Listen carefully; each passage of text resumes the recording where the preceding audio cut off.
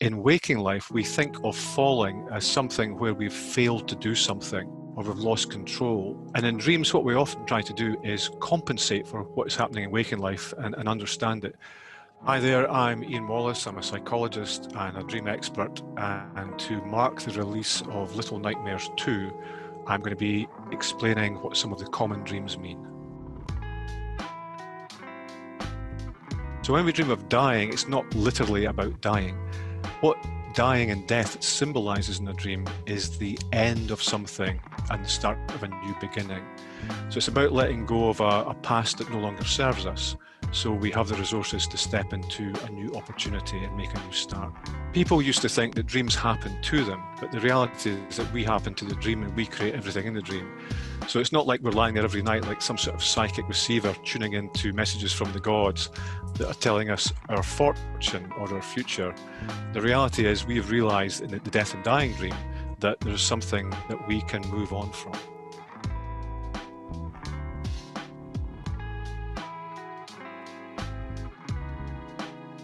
Yeah, this one, so the psychological term for it is inappropriate intimacy. And when we dream, because we create the dream, we create everything in the dream, and we create all the characters in the dream, and we use those characters to symbolize some of our own characteristics that we would like to express in waking life. So a very common one is when we all used to work in offices, then in the office would be someone in the office who you would never be attracted to in waking life, but you find yourself in some steamy situation with them in your dream.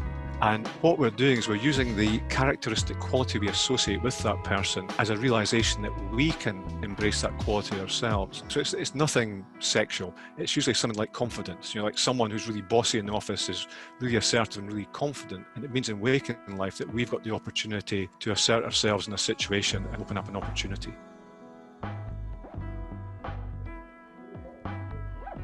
What teeth symbolize is power and confidence. We tend to show our teeth when we are smiling or we're kind of snarling. So one of the main ways that people describe this dream is that your teeth are crumbling. Your teeth are crumbling in the dream.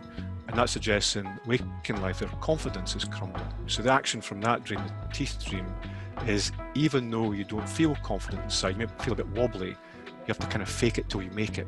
So you appear confident and then you will be confident.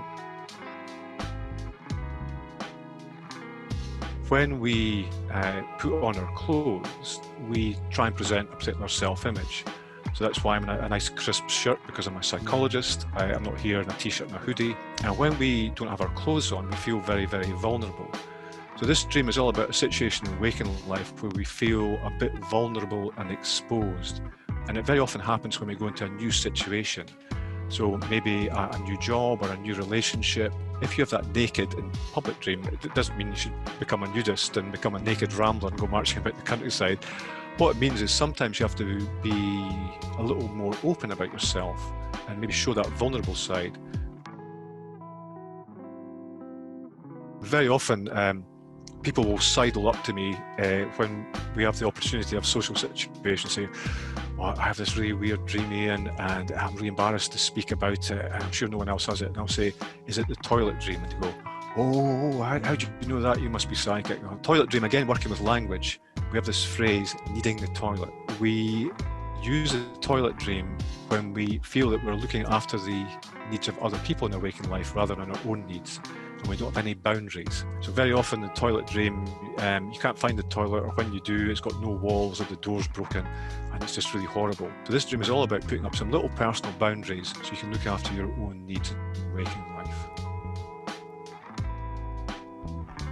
When you dream of falling, it's a very common dream. It's actually the 7th most common dream that people have around the world. So in waking life, we think of falling as something where we've failed to do something or we've lost control. And in dreams, what we often try to do is compensate for what is happening in waking life and understand it.